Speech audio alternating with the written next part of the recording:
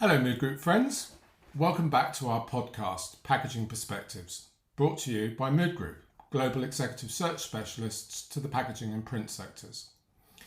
Today I'm very excited to introduce you to Carrie Klepzig, who is the global marketing leader of eProductivity.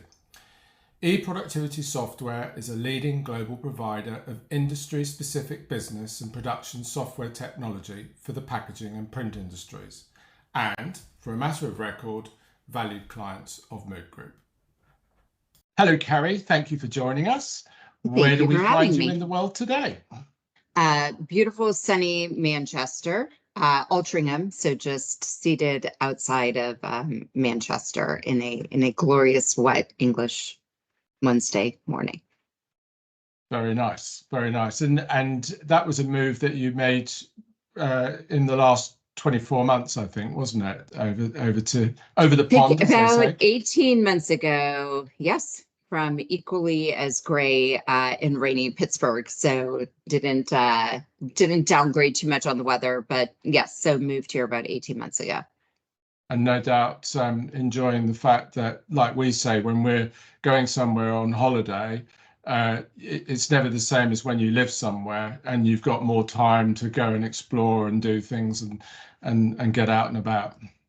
Oh, for sure. I mean, nobody moves to England for the weather, all jokes aside, right? But what you do move for is the history. There's so much to see on any given day, weekend, whether it's a day trip, obviously the proximity to the continent, hop on a plane and you're anywhere and under, an hour sometimes, Paris, Amsterdam, and certainly so much within reach within 2 hours. But it was a good move. Very nice. Well, very pleased to have you in England. Thank you. Thank you. By way of explanation for our audience, when we created our podcast, my business partner and wife, Emma and I, wanted to have conversations with key people from our industry about their careers to date, the paths they followed, twists and turns, etc., and learn what advice they would offer to others embarking on or partway through their own careers in our industries. On the assumption, Carrie, that you're not living to work, but rather working to live, let's start first with, what do you like to do outside of work? Lots of things. So I write, I paint. So there's that piece. I'm a trustee and a volunteer at TRC Rape Crisis Center here located in Manchester. So devote a lot of time to that. Traveling, we just discussed, big history nerd, history buff at heart. So get in as much day trips as I can. And then just normal things, hanging out with friends and family and loved ones. So quite full on both fronts. I love books, and listening to you being an author, I love books, particularly cookery books. I think we've shared that before. Mm-hmm. And I can always imagine where somebody writing a cookery book would start from, because you've got some recipes that you like or you've researched, and it's much around that. But in your case, I think your books are fiction. Am I right? Mm-hmm. Where do you get your ideas and your inspiration from, and how do you start with a book? I've never spoken to somebody that does that before. That's a good question. I remember being about eight, and I wrote a screenplay. And I remember I'm dating myself severely here. I wanted Whoopi Goldberg to star in it. So this must have been in the 80s, right? Kind of height of her career. And I still remember the plot to this day. And I typed it out on I don't know where the idea came from. And my dad, rest his soul, went back in the day, right, to, I think, the library and made copies upon copies. And we got a phone book. Remember those? And he helped me mail them to every movie house in America. Of course, nothing ever came of it, but I was lucky that I had parents who fostered that at a very young age. And so anytime I had an idea, I felt like I should write it down. Like it was a perfectly normal thing to do, to daydream and take that daydream and put it onto a piece of paper. Because I really had the encouragement of my parents, who went so far as to, shove them into manila envelopes and send them off to movie houses. It is fiction, but real life. So the first book is all about children in crisis in different parts of the world. And I think, especially as an American, we tend to be very tunnel visioned in what we see and how we perceive the outside world and how we perceive when we go into a country for military action for whatever that reason is. And then we just leave and don't realize sort of what's been left behind. So that was inspiration came from watching Hotel Rwanda, actually, and feeling incredibly guilty that I was one of those Americans when it was all happening and didn't really care. And Juliana was about 6 at the time. So just sort of connecting the dots of, I'm a mother, I have children. I can't imagine living in a world where I couldn't protect them. Your most basic instinct as a parent, right, is to protect your children, and to not be able to do that in so many parts of the world in conflict at any given time must be heart-wrenching. So not exactly a book you'd, make you feel good, but I think sometimes stories have to be told. Then on to just my rideshare drivers and hearing their stories and why they choose to do it. And just, again, some coming from horrific circumstances from wherever they are and just carving out a living the best that they can, to people who've literally left corporate jobs because they were sick of the hours and wanted to see their children grow up and so went a different route. And I think those people are fascinating. And we never stop to talk to people anymore, whether it's the person next to you in the train or the bus, or, it's like frowned upon. You have children, they get annoyed when you talk to other people. Like, why would you do that? Stop talking, mom, right? You don't know that. And so it all just sort of comes from things that I think other people should know. Very interesting. And hearing you saying that you were grateful for your parents' enthusiasm and support for your idea and your initiative, despite what the outcome may or may not have come to from an early age. Do you think that's key to people being successful in their lives and their careers? Has that been something that's helped you with yours? It has, for sure. I think very much, we grow into our parents, right? As much as they fostered my love of books and writing and reading, they definitely steered me towards take what you're good at and what you like, and then how can you go make money from it? Like, how can you earn a living? And so talking about my career and twists and how did I wind up where I was supposed to go to law school. I had never, the word marketing meant nothing to me. Even as I was graduating from university, I was going to be a lawyer, full stop. It's what my parent, my love of books, my love of history. I'm a good writer. My dad used to say, think of the closing arguments you can write, Carrie. Like, you'll be great at those.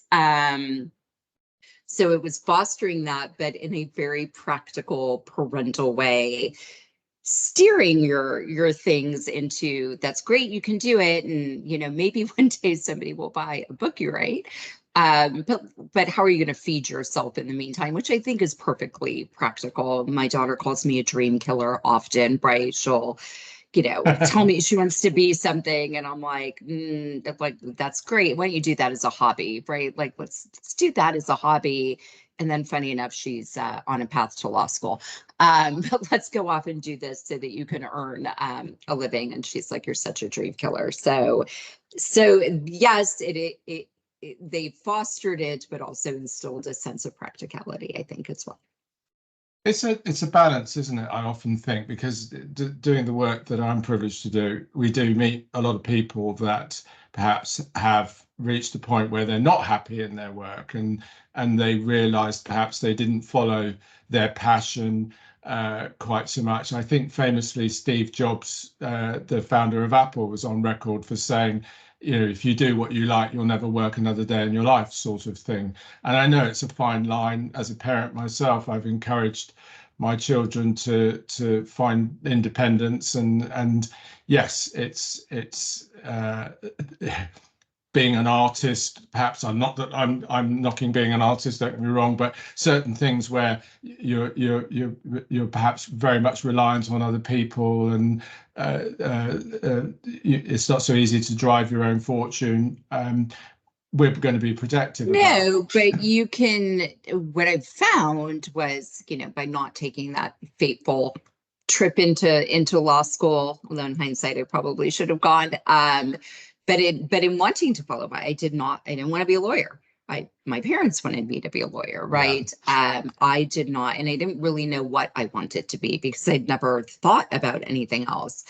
I feel so blessed and lucky to be where I am today because I do get to use all of that creativity, right? Marketing is a very creative job.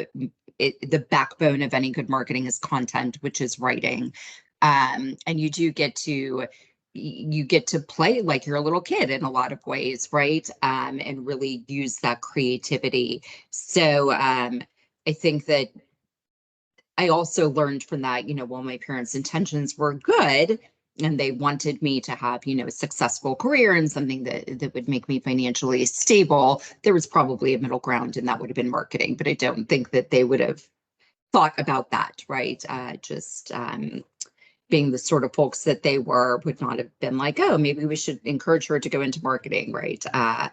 Yes, so you can find the good balance that uses your strengths and the things that you're good at and the things that really inspire you, and go carve out a really good career with those. I feel lucky that I've been able to do that. Very good. Very good. Thank you. Please, can you share with us one or more highlights in your career so far? So there's been a couple. I'm glad you, in transparency to the audience, you did get a peek at the answer questions first. So I thought a lot about that because I've had a wide career from politics to corporate America, in unified communications and collaboration, and then now into the printing and packaging industries, and little bits in between that, going from running my own business to not. And so there's bits from each of them. The world of politics in the US is fascinating. To run a campaign, to be submerged in that world, is an experience unlike any other that I will ever have in my lifetime. But for very different reasons, right, than doing what I'm doing now. But I currently, and more pertinent to this audience, was being a part of eProductivity Software, EPS, spinning out of EFI and becoming an independent company. We were designing and building the plane while we were flying it, right? Still had the 30-year history behind us, a really strong heritage of doing what we do really well, but getting the chance to go off and create our own destiny in many ways. And all that came with that, building literally an infrastructure from the ground up, our own ERP and our entire IT infrastructure and new processes and systems, and down to my neck of all of it, the branding and bringing that to life and positioning and messaging. And our CEO, Gabby Masliak, is actually very quite creative as well. Going to be a great CMO in his next life, I think. So really passionate about our branding and our positioning too. So that has been, you rarely get a chance to put your thumbprint on a company, right? To be there and it's shaping and it's molding, and it's a lot of hard work, and it's a lot of hours and a lot of stressful days. But then you look back at it now that we're sort of coming out on the other side of that, into more of a calmness, and you think, gosh, like, we just did this really amazing thing. And I think that the customers didn't skip a beat, right? We sort of shielded people from everything that was going on, kept investing in our software, kept investing in our technology, kept doing our upgrades, kept getting out there, with the curtain pulled behind us. And I think finally just being able to unveil that, and move forward with some really good plans. Amazing, really amazing. And actually a bit like the analogy of the swan going down the river, isn't it? Yes. When what you see above water is exactly what we, the world, have seen, and what's gone into that. I like that other that description you gave of sort of building the plane whilst it's flying. That's fantastic. That's really good. What was the career path that led you to where you were today? Were there any sort of tipping or pivotal points that, upon reflection, played a major part in your career? Yeah, so not going to law school. So I had no idea what I wanted to do after I made that announcement, and just wound up going to work one Monday shortly thereafter with a good family friend, friend of my dad's, and was in the mailroom of a political party back in the States because I really had nothing else to do, and really tripped into marketing that way. Just really tripped into, being a part of a campaign for a Senate race that was about to take place, and interacting with the press, and all of a sudden writing press releases, and being involved in building a website. So it was a very grassroots, not a lot of money campaign. um, and that's where I fell in love with marketing. That I didn't understand, I don't think, at that moment, what it was that I was doing, but I was like, I really like this. I feel like I'm good at it. It's using all of the skills that I have. And so after that campaign, went to New Orleans and did an internship at a political PR firm. And that's sort of when all the light bulbs went off and all the pieces fell into place. So that was just fate, maybe coincidence, following my heart, just sort of saying, I don't know what I'm going to do, but I'm not going to go do that. Funny enough, I think I am now going to go do that. I think I'm going to start a law program here in the next couple of years to just sort of think what comes next, right? What comes after all of this, because there often is. So what comes next? And so I've been really kicking around, maybe doing work in the nonprofit world. I don't know. I'm going to go and sort of keep that in my back pocket, and well, I'm still good at studying and reading, and see where we go from there. Sounds very interesting. Watch this space. I Yeah. think you've partly answered this question I'm going to ask, but I'm going to ask it anyway. Did you always want to do what you find yourself doing? No, I mean, I never knew that, like, up until all of a sudden in my 20s, I was doing it. I had zero concept of marketing. I didn't, no, never. Once I fell into it, I knew that I didn't really want to do anything else. Again, what we just going back 20 seconds, what comes next into off into our golden years. I'm not going anywhere anytime soon. But there will come a point where I think everybody steps back from their career, right, as we get older, and what comes next. But for now and for the foreseeable future and what I've been doing, I can't imagine doing anything else.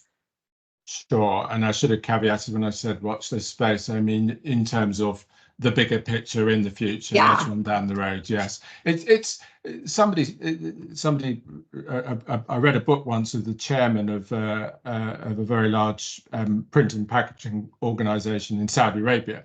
And one of the things that he always used to say to anyone he was interviewing was, looked at their CV and said, right, show me the plan. What was the plan here? How did why did you make all these decisions? And I suppose planning for the future is a good Yeah. thing. Yeah, and there will come a time where perhaps you want to draw on previous interests and develop them and get prepared for them. Absolutely, absolutely. Yeah. Think we all have a second act somewhere into our golden years, right? You're in your 60s, 70s, 80s, maybe 90s. I think as long as you keep going, I think that's what keeps you going. At least that's my grandparents lived well into old age. And I remember asking like how they just did it, right? Just up every day. And they both said you just have to keep going to something every day that you love and that keeps you active and out of the house and your brain kind of working. And so I definitely got that from them. This, keep planning till you're 100. Just keep Yeah. going down that road. And you'll get there. Absolutely, absolutely, yeah. I think there's some books being written based on longevity of life, particularly a focus of one I started to read about a Japanese book and about ikigai, and there they refer to there's a particular village in Japan where they've got the biggest amount of people that are above 100 years old, and they're all extremely community active. They're all helping people in their community, and it keeps them very engaged and very active. So, and Yeah. I think also when you talk about second chapters and third chapters and things like that, some of the things I read now seems to indicate that people will have perhaps more than one job in parallel, or people will have many different careers in a lifetime, because they're able to do that. They're able to perhaps have one that's more staid and in a particular route, and something else which is a bit more of an indulgence and that sort of thing. And that we will accept that, as a world, we'll tap into resources and buy people's time, perhaps not in a full-time role. It Yeah. might be that we only have something, a kind of glorified job share type thing, Yeah. but in It's an a different interesting level. concept. There's some thoughts that things are going in that direction, and certainly shared resources and taking people's abilities and saying, well, we see it, for instance, in people coming towards the end of their careers and then taking on non-exec roles, or interim roles or things like that, where they're supplying their whole lifetime's career experience to a company on 2 days a month. Yeah. And that company gets to tap into such amazing experience, and we're all heading in that direction, probably with future time. With your work hat on, Carrie, please may I ask you the following: What do you feel you're good at? Writing. Two Writing. things. So writing out of the gate. I'm good at, and not just, I'm good at taking maybe very esoteric concepts, and making them interesting or making them digestible for somebody who maybe isn't super techy. So good at getting a message across, I think, in a way that's engaging. I'm also good at, I think a lot of people, a misconception of marketing, especially marketing as you go up the ladder, right? When you get to the top of marketing, there's very little creativity on a daily basis, right? It is looking at a lot of data. It is looking at budgets and numbers and research, and it's not sort of what you came in up through, right? But I am good at building a marketing infrastructure. And I think a lot of people on the outside of marketing don't realize how technical it is today, and that it does have its own IT infrastructure in the background, from your marketing automation, making sure that that is synced and connected and working properly with whether you use Salesforce or some other CRM, and is it connected to your website? What platform do you use for a website? What technology is on the back end of your website that's giving you all the good data that you need to make really good decisions about SEO, which, worshiping at the altar of Google is hard work. And if anybody could crack that, right? I do love how people are like, why can't you just do it? Like, why aren't we number one? Well, if I could crack the world of SEO, I would be a billionaire and I wouldn't be coming to work tomorrow, right? So it's a lot of data. It's a lot of trying. It's a lot of anything other than, gosh, that looks pretty, let's go do that, right? So I think a big misconception of people who do not live their life day in and day out of marketing is really how data intensive it is and how IT intensive it is. So I'm good at putting that whole picture together, and I feel really proud of what's been built in an independent EPS. So we had to go do that all from scratch, all from the ground up, not having EFI's, corporate marketing infrastructure to rely on anymore. So good at a bigger picture, and then also my sweet spot of writing. And with the writing aspect melded together with the marketing aspect, would you say that that makes you a good evangelist? Are you very good at sort of? I've always thought that you're a good evangelist. That you pass the message. Yes. Not preaching, but you know how to communicate it. You know how to get others to follow your idea. Yes. Yeah. Thank you. We find that when we're holding similar conversations like this with others, the next question is always very interesting as well, which is, what do you find others give you to do? You know, you're in an organization and there's always things that arise and people think, God, we need to get such and such. I know, I'll give that to Carrie. Carrie will take care of that. That will get done. We no need to worry about it. What sort of things do you find that you get asked to do like that, Carrie? Again, a big part of the communication, whether that's communicating externally to our customers and hoping to craft those messages, or it's communicating internally to our team members or to our partners or to the media or to the press. So, which I think is a natural place for me to fall, given my skill set and given my role as well. Gabby does have the expectation, rightfully so. We've been put in leadership positions that go lead, right? Like go kind of figure it out and come to him, if we're stuck or we have an impasse or a roadblock. But we have a very collaborative SLT team who, if one is overwhelmed, somebody can pitch in, right? And always a good balance. So I think we all naturally sort of fall into what you just said. This needs to be done. Who can do it?